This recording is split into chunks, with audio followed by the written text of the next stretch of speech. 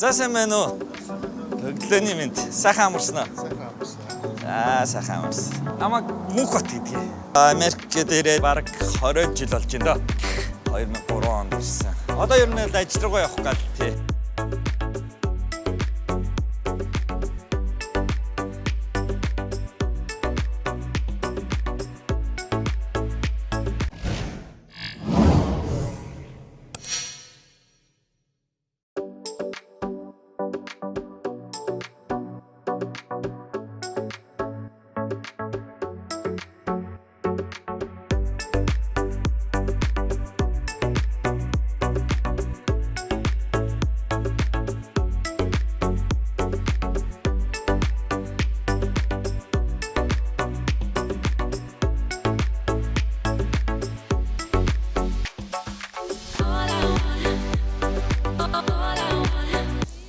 Одоо эхлээд би чинь сая будаага угаацаа будаага жигнэт гэл.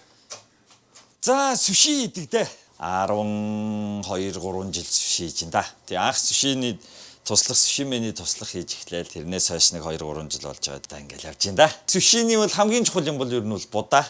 Төргөөд гоё авчих юм бол маш чухал элемент бол сушиний будаа загас байгаа. Үгүй. Энэнгээр бол нэг 2 юм уу 3 жигнэндээ. Бизи бол нэг 3, бизи иш бол нэг 2.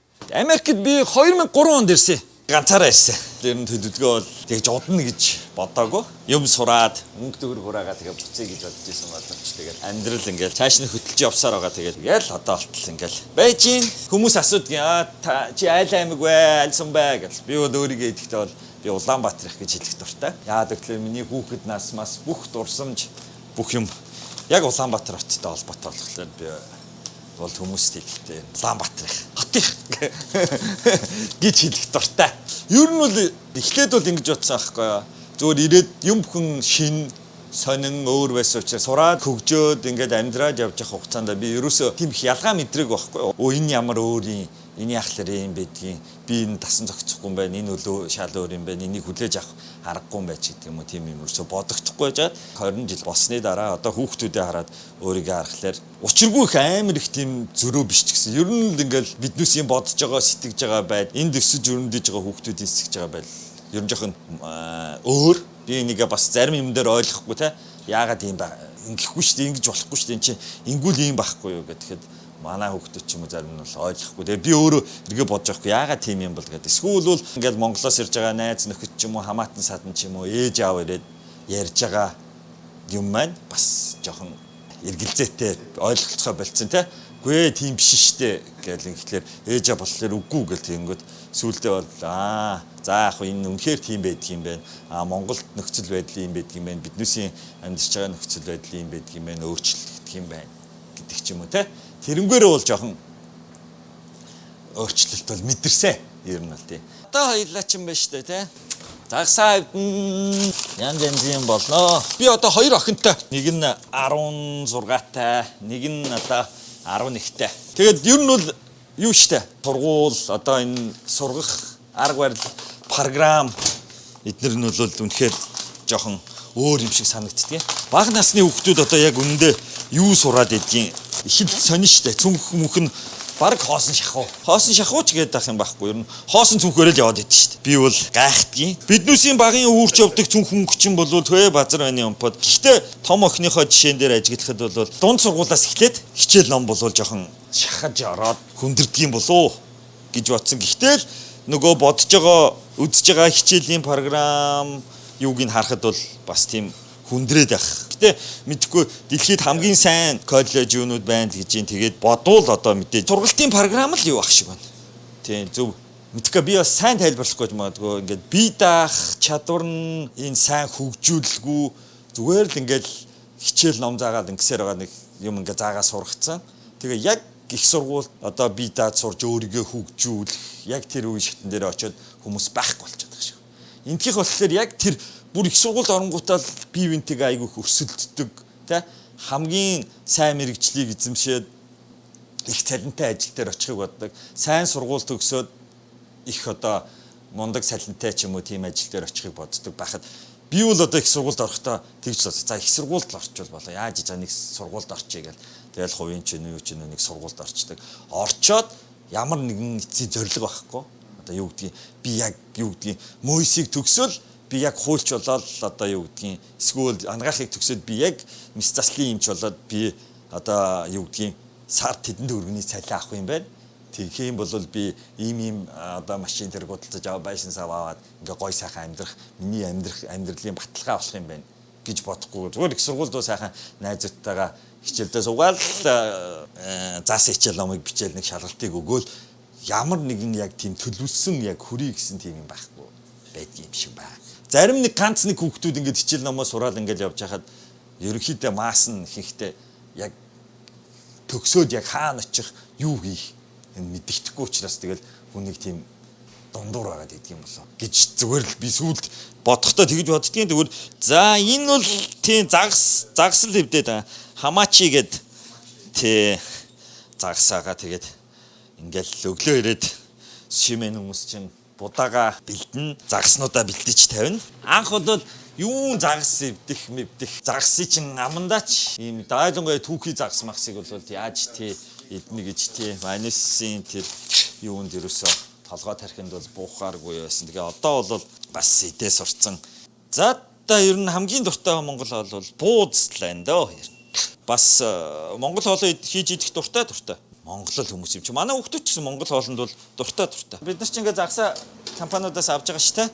Тэр компаниудаас авч явах үед л загсны компаниуд чи угаасаа бүх загснуудыг нөгөө грейдлсэн 1-р зэргийн 2-р зэргийн гэдэг шиг одоо ингээд чанарын тим одоо юу тогтооцсон байдаг аахгүй. Тэгээд тэд нар болохоор ингээд чи ямар грейдийн загс авахаас шалтгаалаад тэр сушины чин загсны чин ам чанар зөөлөн те одоо хальстай байх, хальсгүй байх гэх тэр бүх юм чин тэнчнээсээ яаж авах. Тэгэл аль болох AAA ч юм уу одоо хамгийн сайн зэрэгдлийн загснууд байх юм бол тэр нь арай үнэтэй. Тэрний дараачих нь одоо юу гэдгийг арай дунд зэрэг тэрнээс хямдхан гэл тэгээд бүх сушины газрууд одоо өөрсдийнхөө одоо юу гэдгийг хэрэглэгч болон өөрийнхөө одоо бизнес тааруулсан загснуудаа авч ил хэрэглэн. Жишээлбэл яа суши ч юм уу тэдгийн хувьд одоо ингээ ярихад бол заавалчгүй үнэтэй загс авлаа гэд ашиг олохгүй бол хэцүү. Тийм учраас өөртөө таарсан боломжийн загснуудаа аваад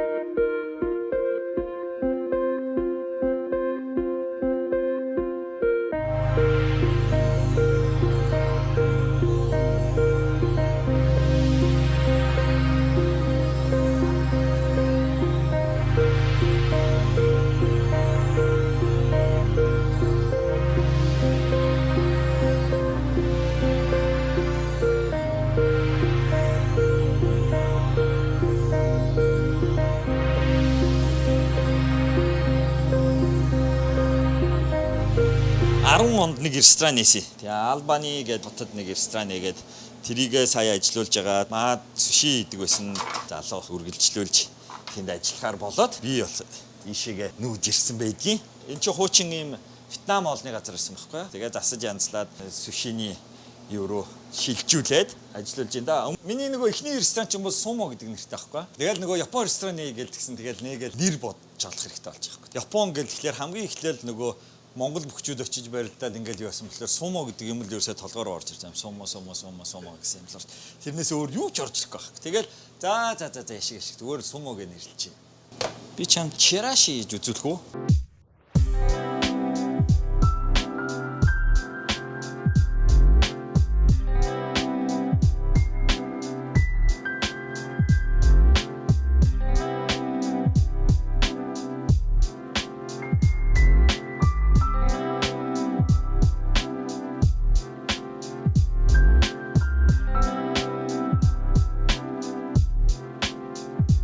Сонирхолтой дуртай юм бол спорт энэ авийнхаа одоо Warriors-ийнхаа одоо тоглогч Стефен Кори гэж үнийг л одоо тамирчны хувьд бол шүтэж байна. Одоо амьдралын одоо юу гэдгийг айдол ингээд хүн гэж ингэж бодох юм бол ээж аавыг аль хэл.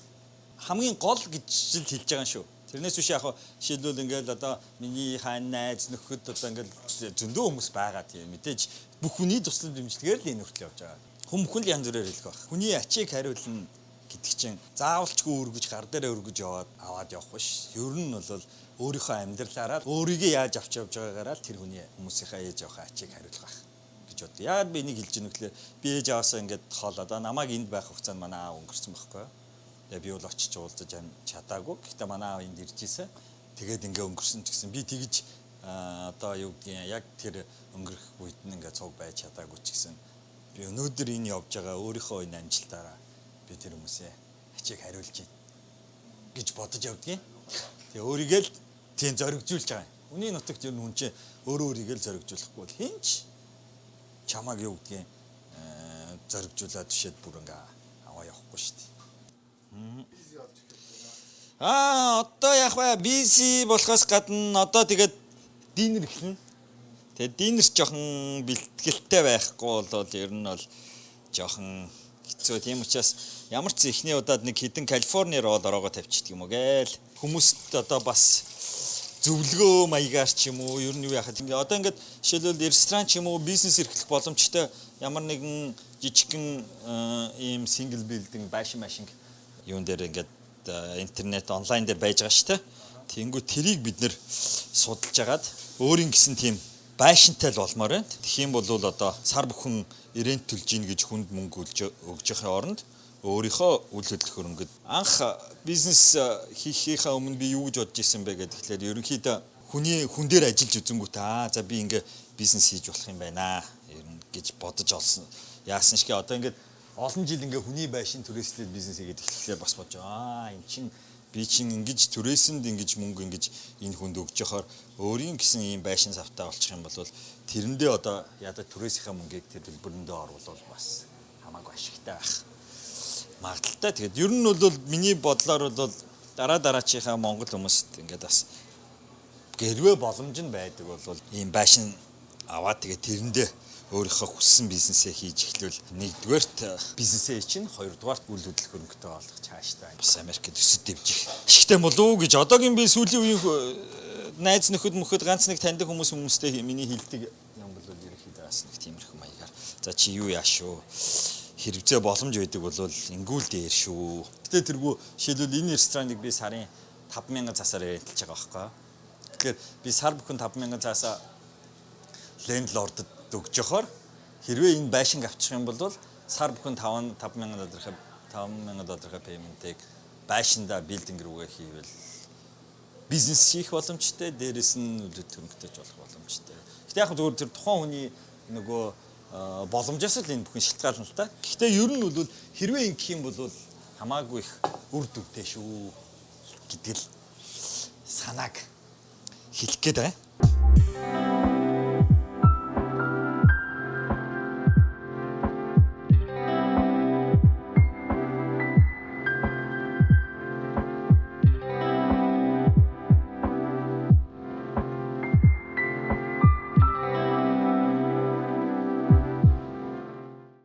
Анх ер нь Америкт ирж байгаа хүмүүсийн хамгийн ихний хийдэг ажил бол нөгөө жинхэнэ аяг тавг угаадаг үеийн хүн. Маа найз нэг Сан Францискод Japan Town гэдэг тэнд дагуулчихад нэг хүнээс асуулаа. Тэгээд энэ манай найз авмаа дөнгөж ирсэн.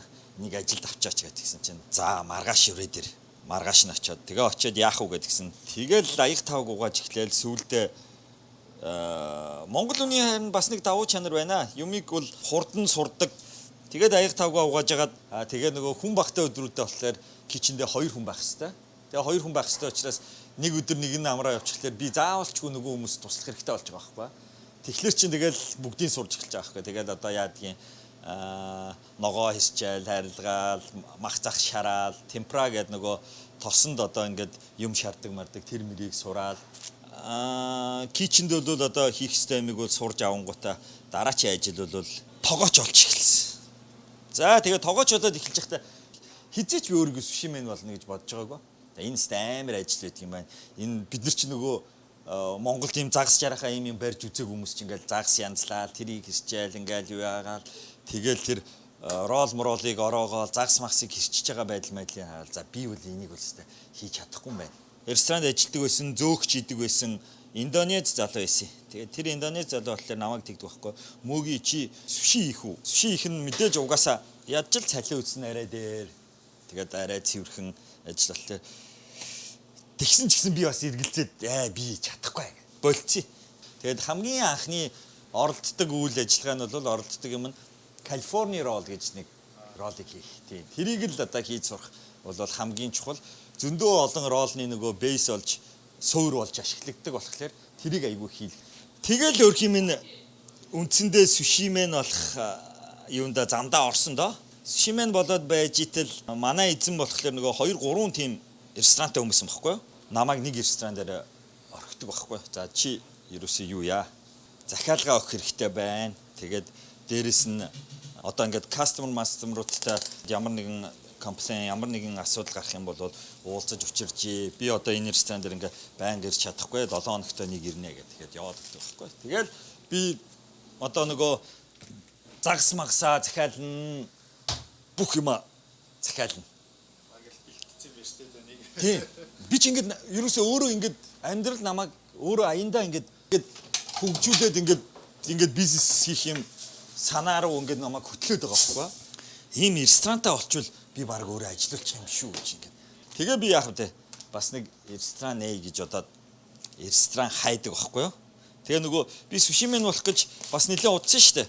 Өөртөө итгэх итгэл ингээд бас 100% биш. Ингээд за юу яа да.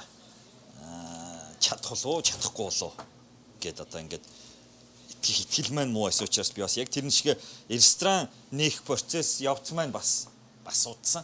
Ер нь бол Монгол руугаа буцах санаа бол ерөнхийдөө бол байх нь байгаа. Гэхдээ тэгээд боломжгүй байна. Болохгүй байна бас янз бүрийн юм байна. Боломж нь байвал би Монгол руугаа очино. Буцалгүй яах те.